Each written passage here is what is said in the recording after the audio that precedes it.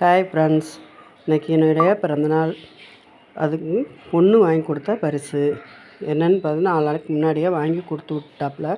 நாங்கள் அதை எடுத்து பார்க்கல. சரி, பிறந்தநாள் அன்றைக்கி பிரித்து பார்த்துக்கிடலாம்னு சொல்லிட்டு அப்படியே வச்சுட்டோம். இன்றைக்கி தான் எடுத்து பார்த்தோம். சூப்பராக இருந்தது. காமாட்சி விளக்கு நல்லா அழகாக இருந்தது.